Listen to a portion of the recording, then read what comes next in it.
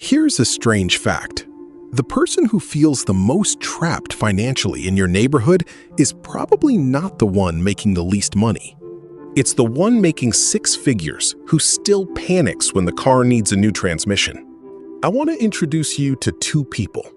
Same neighborhood, same age, completely different bank accounts, and completely different lives. One of them makes $95,000 a year. The other makes $52,000. And by the end of this video, you'll understand why the second one sleeps better at night. Let's call him Mike. Mike makes $95,000 a year, which by most measures puts him solidly ahead of the pack. Walk into his apartment and you'll see a $4,000 leather sectional he financed on a store card, a 75-inch television mounted on a wall that's really a little too small for it. Closets stuffed with clothes that still have the tags on, unworn, waiting for an occasion that never comes. A kitchen drawer full of gadgets, a bread maker, a panini press, a spiralizer, used once, maybe twice, then quietly retired to the back of a cabinet. On paper, Mike looks successful. In reality, Mike is 2 missed paychecks away from a full-blown financial crisis. If he lost his job tomorrow, he'd be selling that sectional on Facebook Marketplace within a month. Now, let's call her Sarah. Sarah makes $52,000, roughly half of what Mike brings home. Her apartment has a couch that's a few years old, but perfectly comfortable. A television that's the right size for the room. A kitchen with exactly the tools she actually uses, nothing more. And here's the part that matters. Sarah invests 20% of every paycheck, automatically, before she ever sees the money. She has 18 months of living expenses sitting in savings. She is, for lack of a better term, financially calm. Not because she earns more. She earns less. She's calm because of her relationship with stuff. That's the entire thesis of this video. Income does not create financial stability. Your relationship with possessions does, and once you understand why, you can't unsee it. Here's the concept that explains everything. Every single item you own costs you money twice. The price tag is just the entry fee. What I call the second cost is what you keep paying, silently, for as long as you own the thing. And the second cost has 4 parts. First, storage.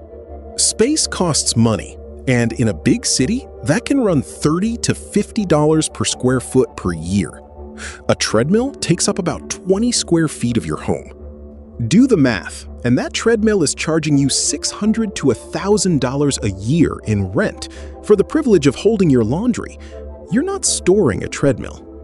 You're paying a mortgage on a very expensive clothes hanger. Second, maintenance. Here's a story that makes this real. A guy buys a $30,000 boat because he pictures himself on the water every weekend. The boat needs its hull cleaned, its engine serviced, its battery replaced every couple of years, insurance renewed, a slip fee paid whether he uses it or not. Typical upkeep on a boat like that runs about 10% of its value annually. $3,000 a year, whether it ever leaves the dock. And here's the twist. Most of those weekends never happen. Work runs long, the weather turns, life gets in the way. So that $3,000 a year isn't buying him time on the water. It's buying him the right to feel guilty every time he drives past the marina. Third, mental energy. This one doesn't show up on a bank statement, but researchers have found that visual clutter raises cortisol, your body's main stress hormone, and measurably reduces your ability to focus. Every unused item sitting in your peripheral vision is a tiny, constant tax on your attention. You are paying for it in stress, even when you're not paying for it in dollars. Fourth, opportunity cost. And this is the big one. Every dollar tied up in a possession is a dollar that isn't compounding for you anywhere else. A $15,000 home gym isn't just a $15,000 expense. Left in an index fund instead, growing at a normal market average over 15 years, that money could turn into roughly $50,000. So the home gym isn't costing $15,000. It's costing $50,000 of your future freedom, whether you use the squat rack or not. Once you see the second cost, you can't unsee it. So here are 10 rules to actually apply it. Rule 1. Calculate cost per use before you buy anything. Forget the price tag. Divide it by how many times you'll realistically use the thing. A $200 jacket worn twice cost you $100 per wear. A $400 jacket worn 200 times costs you $2 per wear. Here's the counterintuitive part. The expensive jacket is actually the cheaper choice. Meanwhile, a $300 kitchen gadget used twice a year is costing you $150 every time you make pancakes. And on the flip side, a $2,000 mattress used every single night for 10 years comes out to about 55 cents a use for something that affects your sleep, your back, and your mood every single day. That's one of the best deals you'll ever make. Rule 2. Run the replacement test. Walk through your home and ask, if this disappeared tonight, would I actually go buy it again? For most of what's sitting in your closets and drawers, the honest answer is no. You're not keeping that bread maker because you need it. You're keeping it out of guilt over what you paid, or inertia, or a hobby you moved on from years ago. Anything that fails the replacement test is holding negative value in your life. It's not neutral. It's actively costing you space, attention, and cleaning time. Rule 3. Never upgrade out of boredom. Here's a number that should bother you. Replacing a perfectly working phone every 2 to 3 years just because a newer model exists costs the average person $30,000 to $50,000 over 30 years. Now, apply that same boredom upgrade habit to cars, televisions, and furniture, and you're looking at $200,000 in lifetime wealth gone for stuff that worked just fine.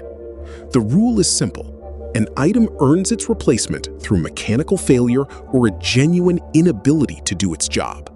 Being tired of how it looks doesn't count. Rule 4. Build friction into spending and remove friction from saving. Willpower is not a reliable system because willpower runs out by the end of a long day. Your environment doesn't get tired. So delete the shopping apps. Remove your saved card numbers from checkout pages. Give yourself a mandatory 24-hour wait on anything that isn't essential. That single habit alone kills off a large share of impulse buys because most of that urge to buy simply evaporates overnight. On the saving side, do the opposite. Automate a transfer to your investment account the moment your paycheck lands, so saving happens before you're ever tempted to spend it. Rule 5. Count your possessions on purpose.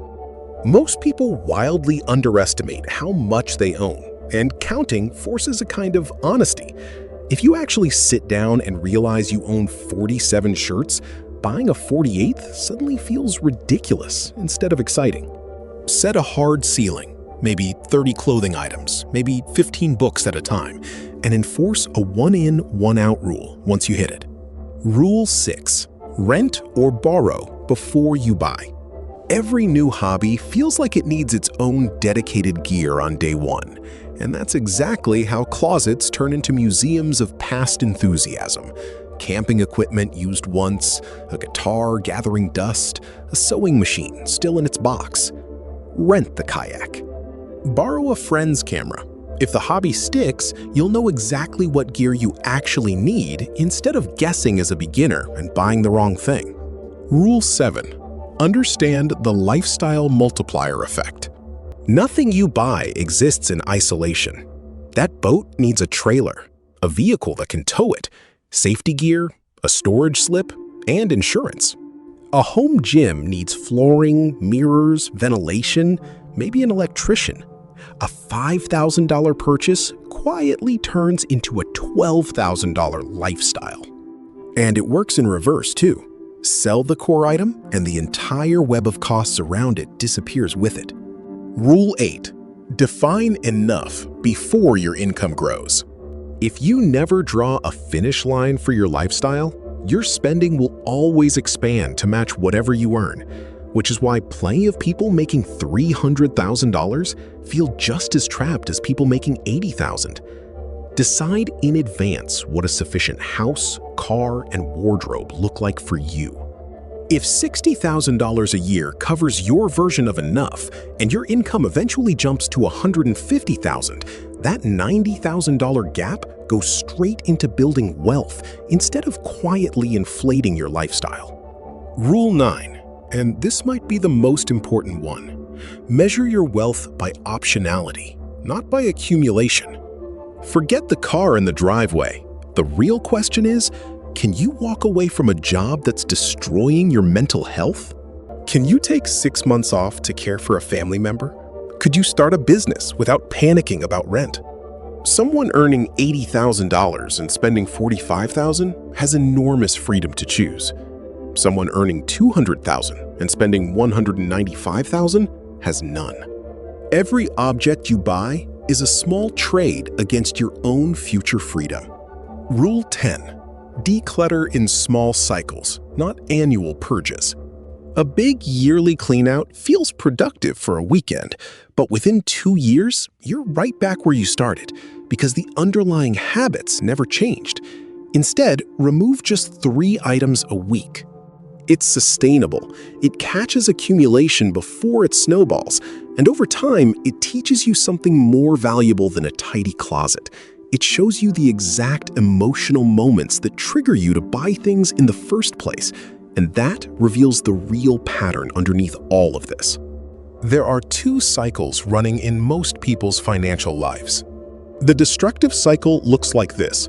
You spend everything you make, which creates real insecurity, which pushes you to spend even more to chase a quick feeling of relief, which only deepens the insecurity. It feeds itself. The virtuous cycle runs the opposite direction. You spend less, which builds real savings and real security. And once that security exists, the urge to buy things just to feel successful quietly disappears because your bank account is already proving it. You stop shopping for a feeling you already have. So here's exactly how to start on a real timeline. This week, run the replacement test. Find 10 things in your home you wouldn't buy again if they vanished, and get rid of them today. This month, put a strict 24-hour rule on every non-essential purchase, and actually track how many of those urges just fade away. This quarter, count your possessions in 3 problem categories, maybe clothing, kitchen gadgets, and media, and set a real ceiling for each one. And sometime this year, write down in actual words what enough looks like for your home, your car, and your wardrobe, so lifestyle creep can never sneak up on you again. Minimalism was never about owning less for its own sake. It's about buying back your options. If this changed how you think about the next thing you're tempted to buy, hit subscribe, drop a like, and tell me in the comments, what's one thing sitting in your home right now that would fail the replacement test?